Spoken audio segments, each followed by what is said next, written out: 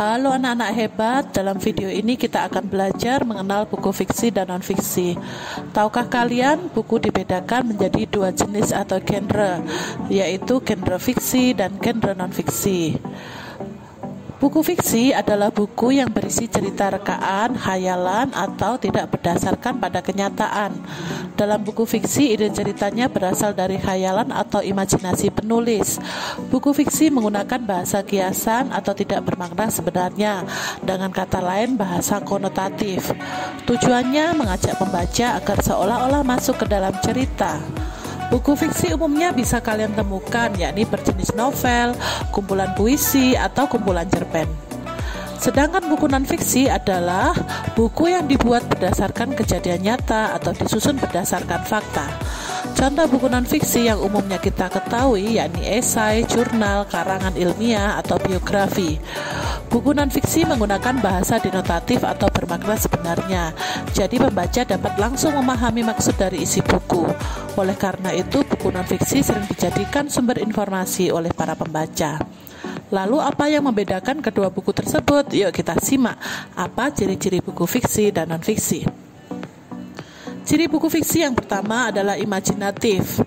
Buku ini bersifat imajinatif dan ditulis berdasarkan rekaan dari penulis. Yang kedua, kebenaran yang relatif. Karena buku ini ditulis secara imajinatif, maka unsur benar atau salah dari buku fiksi cenderung relatif tergantung pada penilaian pembaca. Yang ketiga, bahasa konotatif. Dalam karangan fiksi, bahasa konotatif sering digunakan oleh penulis buku fiksi. Hal ini untuk menambah imajinasi pembaca dan membuat tulisan terkesan hidup. 4. Tanpa sistem yang baku. Jika kalian ingin bebas berekspresi dalam menulis, tulislah karangan fiksi. Buku fiksi tidak memiliki aturan yang rigid atau baku. Diksi dan gaya penulisan relatif lebih bebas.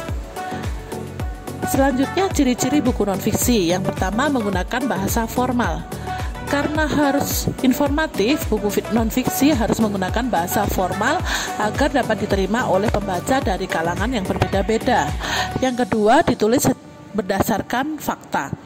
Buku non-fiksi ditulis dengan fakta sesuai dengan kejadian yang ada. Selain itu, melibatkan kajian ilmiah dan riset yang memadai, sehingga informasi dapat bersifat objektif dan sesuai apa adanya. Yang ketiga, bahasa denotatif. Gaya bahasa yang digunakan dalam buku non-fiksi bersifat denotatif atau memiliki makna yang sebenarnya. Ide-ide ditulis secara gamblang tanpa menggunakan bahasa kiasan. Dan yang keempat, memberikan ide baru. Buku fiksi ditulis dengan tujuan utama untuk memberi ide baru atau pengembangan dan penyempurnaan dari ide sebelumnya. Selanjutnya, kita akan mengenal unsur-unsur buku fiksi dan non-fiksi. Yang pertama, unsur buku fiksi, sampul buku. Pada bagian ini tentu saja kalian akan melihat berbagai informasi terkait isi buku, mulai dari judul buku, penulis, penerbit, tahun terbit, dan beberapa informasi lainnya yang bisa bermanfaat bagi kalian. Secara umum, bahasa yang digunakan dalam sampul buku fiksi lebih santai dan tidak baku.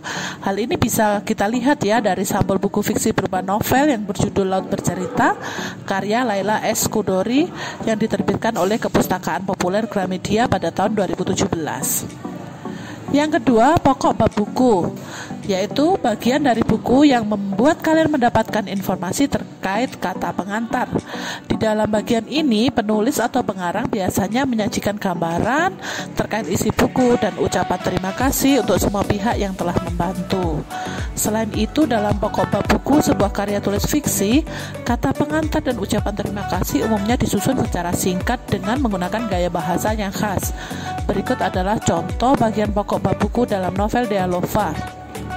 Yang ketiga, judul bab dan subbab. Pada bagian ini kalian bisa melihat isi dari keseluruhan bab dan subbab dalam buku hanya dengan melalui daftar isi. Daftar isi sendiri pada dasarnya disusun secara urut. Penyajiannya juga mencantumkan halaman, namun ada juga yang tidak dicantumkan halaman. Daftar isi akan menjadikan kalian lebih mudah dalam menemukan sebuah informasi dari buku fiksi. Yang keempat, tema. Tema sendiri memiliki peranan yang sangat penting karena berhubungan secara langsung dengan jalan cerita karya tulis fiksi. Tema biasanya diartikan sebagai sebuah gagasan pokok dalam sebuah karya tulis. Sebuah tema bisa dijabarkan sehingga isi cerita terstruktur dan tetap sesuai tema. Yang kelima, penokohan. Dalam sebuah buku fiksi, tokoh menjadi salah satu unsur yang sangat penting. Hal ini dikarenakan tokoh menjadi salah satu bentuk gambaran dari setiap individu di dalam cerita lengkap dengan karakternya. Yang keenam, bahasa. Sebuah buku fiksi biasanya menggunakan bahasa konotatif atau bisa dikatakan bahasa dengan makna yang tidak sebenarnya. Pada dasarnya, salah satu tujuan dari buku fiksi sendiri yaitu sebagai hiburan. Oleh karena itu, sebuah bahasa yang digunakan dalam buku fiksi harus memiliki sifat indah dan menghibur. Bahasa yang digunakan dalam karya tulis fiksi biasanya banyak memakai majas, misalnya personifikasi, metafora, hiperbola, dan berbagai jenis majas lainnya. Yang ketujuh, alur cerita. Alur cerita yang terdapat dalam sebuah karya tulis fiksi biasanya dipahami dengan rangkaian atau urutan peristiwa yang membentuk suatu cerita. Karya tulis fiksi yang dapat menghibur biasanya memiliki bentuk penyajian alur cerita yang menarik atau berbeda. Penyajian alur sendiri ada beberapa macam, mulai dari maju, mundur, dan campuran. Nah, setelah mengetahui unsur-unsur dari buku fiksi, berikut akan dijelaskan tentang unsur penyusun dari buku non-fiksi. Yang pertama, sampul buku. Pada sampul atau cover buku non-fiksi memiliki bentuk yang mirip dengan sampul yang dimiliki buku fiksi. Yang berbeda yaitu sampul pada buku non-fiksi biasanya menggunakan bahasa yang formal dengan kata baku sesuai dengan kaidah bahasa Indonesia yang berlaku. Yang kedua, pokok bab buku. Dalam sebuah pokok bab buku dari karya tulis non-fiksi, penulis biasanya akan memakai bahasa yang cenderung formal dan baku pada bagian kata pengantarnya. Selain itu, beberapa karya tulis non-fiksi akan menyajikan penjelasan tentang latar belakang, tujuan, dan manfaat penulisan dari karya tersebut. Yang ketiga, judul bab dan subbab. Unsur judul bab dan subbab ini diketahui memiliki beberapa kesamaan yang hampir sama dengan buku fiksi atau non-fiksi. Hal ini bisa kamu lihat pada bagian daftar isi yang tersusun secara urut dan dilengkapi dengan nomor halaman. Penyajian yang urut tersebut bertujuan untuk membuat pembaca lebih mudah saat hendak menemukan bagian yang ingin dituju. Yang keempat, isi di dalam sebuah karya tulis non-fiksi biasanya dimulai dengan bagian pendahuluan, bagian utama atau isi, dan penutup. Isi buku biasanya akan dijelaskan secara rinci dengan bahasa yang baku, baik formal maupun santai. Selain itu, isi dari buku non-fiksi harus disertai dengan data pendukung dari penelitian atau riset.